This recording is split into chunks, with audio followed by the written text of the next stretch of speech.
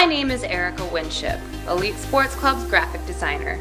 Like many of you, I fell off the wagon during the shutdown. Now, I'm embarking on a personal journey to get back into shape by taking 100 of Elite's group exercise classes and utilizing the club's resources to get into the best shape of my life. This is the Elite 100, so let's go. My workout for today was a BTS workout with Amy and Luke virtual, and I have more time today, so I'm going to take Zumba for the first time and time lapse it to show you guys how silly I look.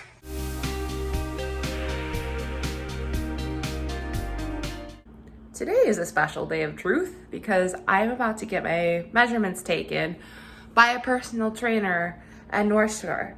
Her name is Amy, and I'm doing it because I've heard that the weight loss whole ordeal with my challenge may be a myth, seeing that muscle weighs more than fat, and I don't know how to measure myself, like the arms or the waist or whatever. So I just figured maybe a personal trainer should do it for me instead because they know what to look for.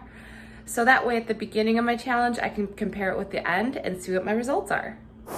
We're going to do your measurements today.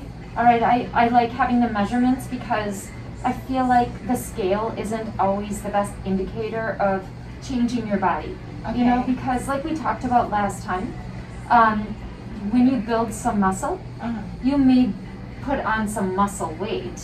And even though you've maybe lost fat and gained muscle, the scale may not change. So what we are doing is we are taking your measurements so that as you work out and your body changes, we can actually track those changes by the tape measure, you know, rather than just focusing on the scale, okay?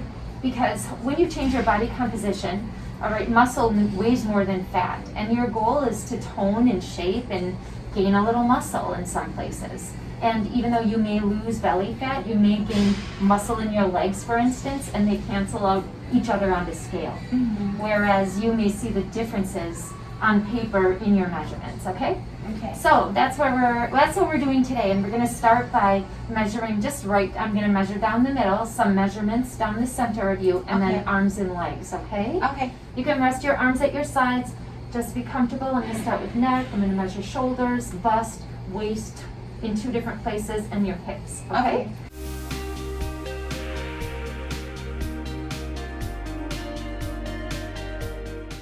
Alright, I'm going to just feel where your belly button is because this is your next measurement right there. Okay. Alright, 2 abdomen measurements. So 1 here and 1 here. And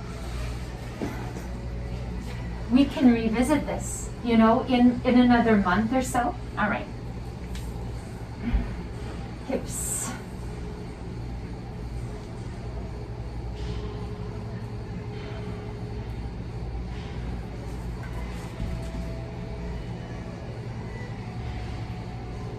Okay, now I'm going to do your arms and legs. Okay. All right, so I'm going to just do the right arm, then the left arm, then the right leg, then the left leg, okay? Okay. 2 measurements per arm, your bicep and your forearm.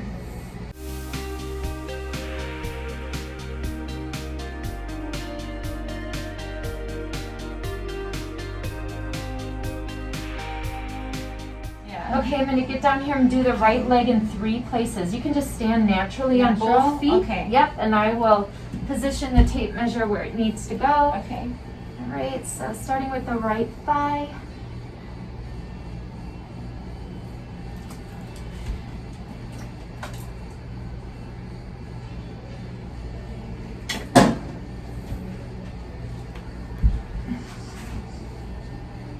And your knee.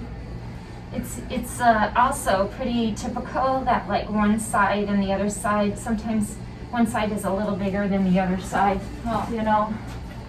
That's interesting. So if you see this on here, those little tiny changes, you know, it's almost always one side of your body is going to be stronger than the other side. For instance, if you're right-handed, oftentimes you'll find that you have better balance on your right leg, or you just feel stronger in your right arm. So if you see that on here, that's pretty typical. Okay. Good to know that it's normal because I see the forearm is off Yeah. half an inch. And you know, when I work out then, and when I design programs like for my personal training clients, you can just rest that arm nice and oh, I already did this arm. I'm doing legs. Oh. I do try to work one side at a time, you know, and just Yeah. even out those imbalances.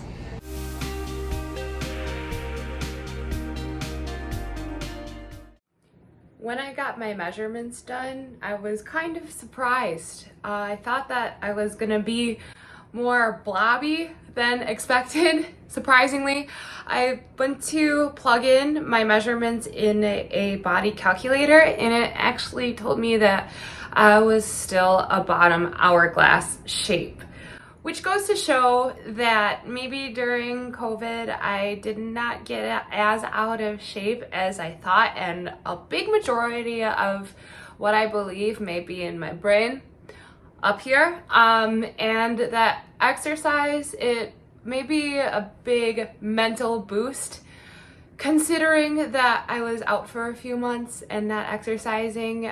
I can totally see how I would have felt like I was completely out of shape. Oh, that, and I took some pictures, which I began this challenge, and I look kind of bloated in my personal opinion than what I'm used to. So maybe it was just that day, or that was how it was when I started.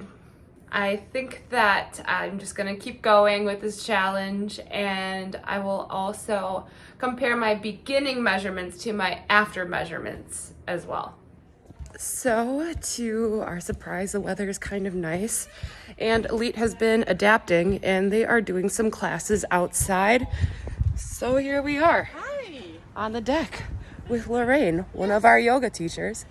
And we're gonna go ahead and take this class, and it's gonna be great because it's nice outside today.